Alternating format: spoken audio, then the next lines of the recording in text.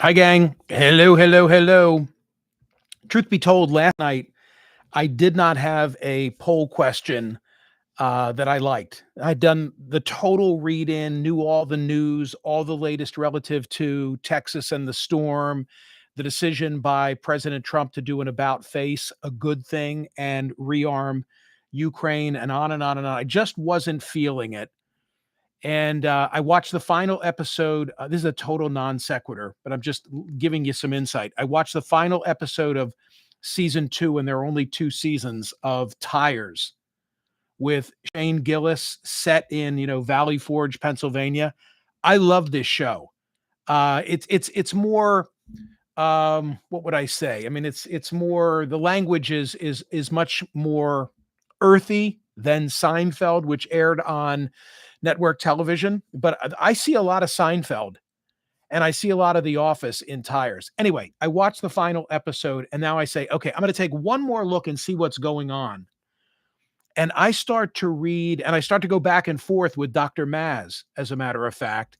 I start to read a study from the Journal of the American Medical Association about troubles with our kids. Unbelievable data.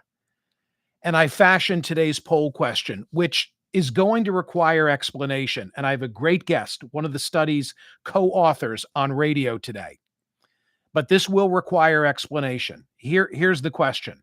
Why do U.S. children have comparatively worse health outcomes? Is it because of our healthcare system, our behavioral choices, childhood poverty, environmental factors, or public policies? And what are each of those 5? I'll explain in just a moment. Let me thank my friends at Parks Casino. Summertime, the beach, the boat, the lake, the boardwalk. Enjoy casino action and sports betting wherever you are all summer long with the Bet Parks app and the Play Gun Lake app. Baseball, tennis, world soccer matches, plus the Pro Golf Tour too.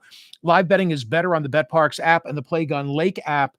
Bet individual player performance, game props as well. Whether your favorite team wins or not, there's a way for you to get in on the action. Check out the new games, by the way, on the Bet Parks app. Huff and More Puff.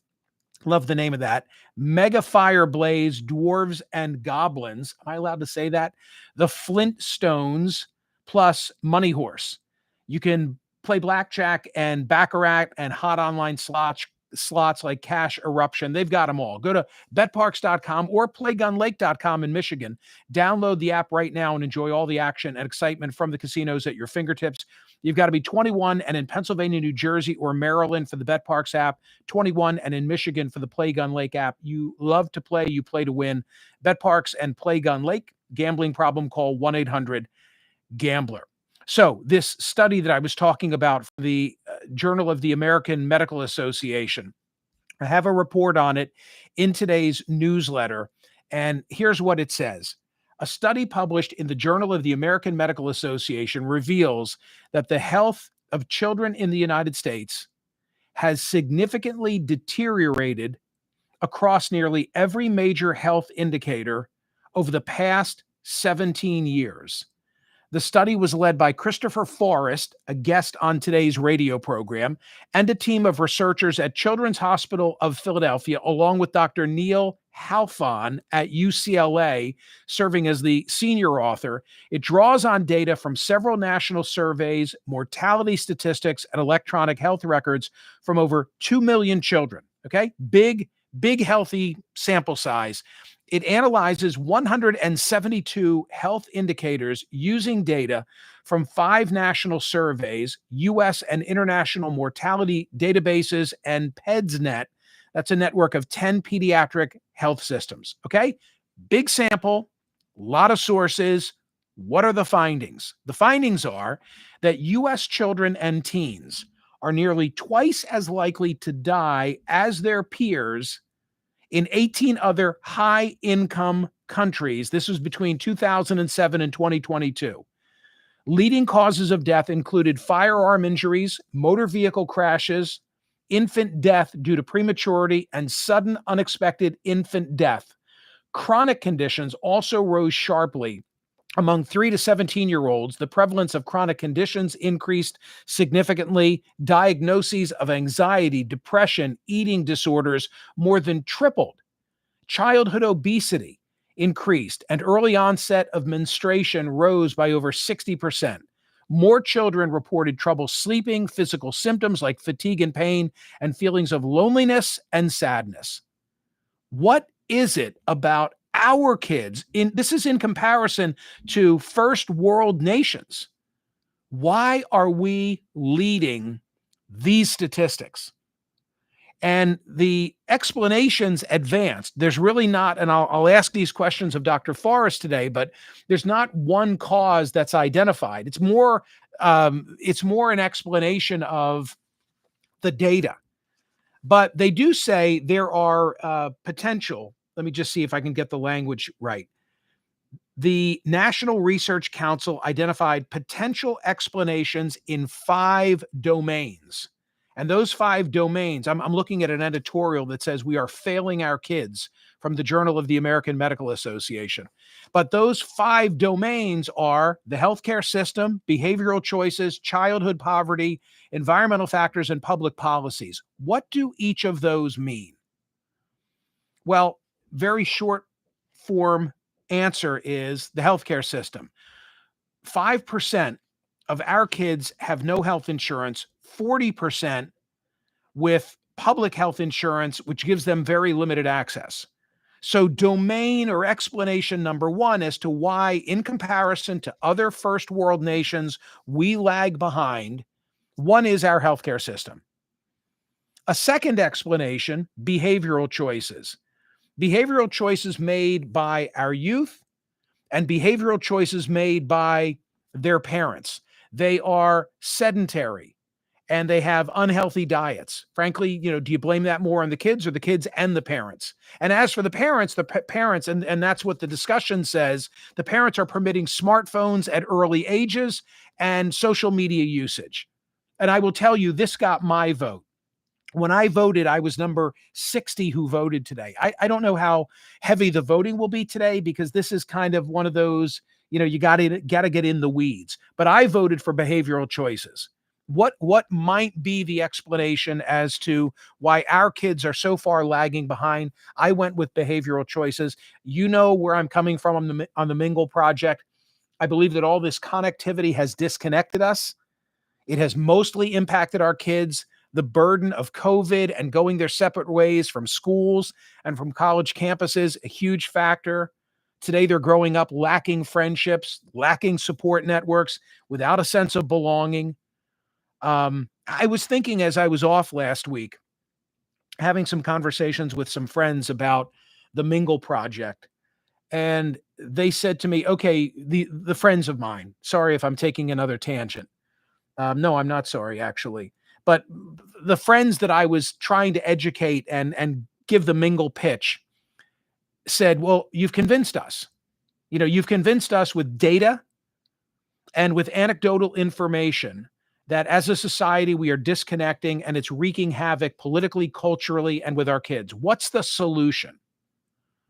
And I ran through all of those solutions that I offer in the Mingle Project about joining, houses of worship, and civic organizations and volunteerism and student exchange programs, et cetera, et cetera, et cetera. All those things that you've heard me talk about.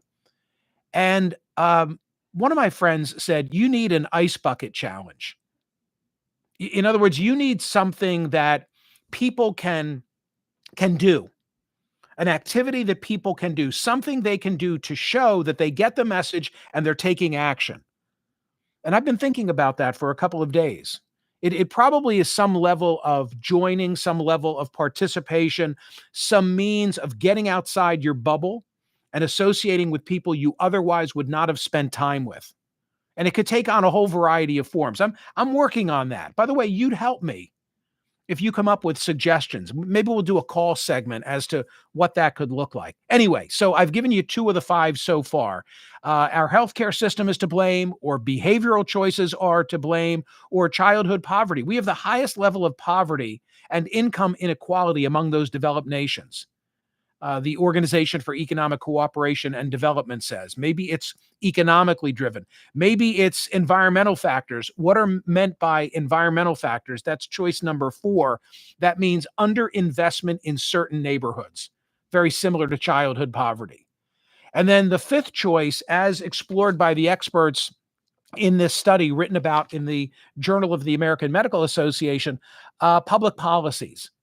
Well, what's meant by public policies as distinguished from our healthcare system, where 5% of these kids have no form of health insurance and 40% are on public assistance with limited access. This is different from health insurance, although that is a policy consideration.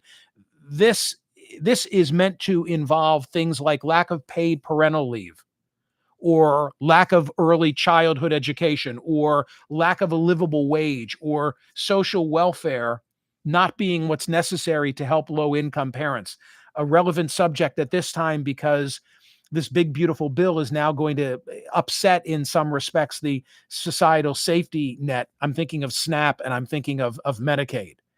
And I know what you're thinking. You're thinking it's probably all of the above, and I'm sure it is all of the above. But I'm asking you in today's poll question to pick one. Why? It really stunned me when I read this. And oh, by the way, in the Journal of the American Medical Association, they have an editorial. We are failing U.S. children.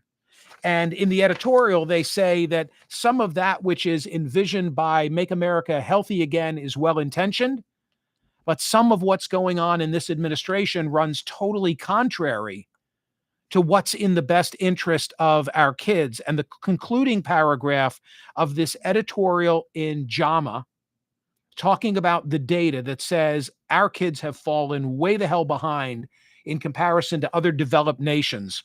The concluding paragraph says this: without decisive action to change the trajectory, the U.S. health disadvantage is likely to worsen. Policymakers who are invested in enhancing children's health must intervene. They could increase social media protections, invest in anti-poverty measures such as child tax credits and income transfers, broaden health insurance coverage, invest in primary care, and pass firearm safety laws. That's a biggie. Unfortunately, the current political winds are blowing in the opposite direction. In this climate, there is reason to worry that the health of U.S. children will fall further behind that of children in other high-income countries. Go vote on today's poll question, the Tuesday poll question at Smerconish.com. Why do U.S. children have comparatively worse health outcomes? Is it because of our healthcare system, behavioral choices, childhood poverty, environmental factors, or public policies? When you get the newsletter today, you'll see a story. It's from the the UCLA Health Network that will take you into some of this data. I was really jarred by it. I was really, really jarred by it. I mean, we're not being compared to the third world here. We're being compared to the advanced world, and we are falling way behind.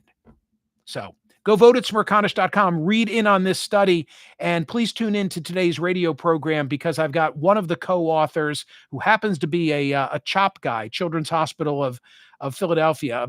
So it'll be great to have him here and to explain this in some level of detail. And I hope you'll be game for I don't know how big the voting's going to be on this today. Because as I say, when you look at the question, I fully recognize it requires some thought and it requires some information. And we're going to get that information from Dr. Forrest, Dr. Christopher Forrest. So go vote at Smerconish.com. Like and subscribe, like and subscribe, like and subscribe. And please set yourself up for notifications. Thank you, gang.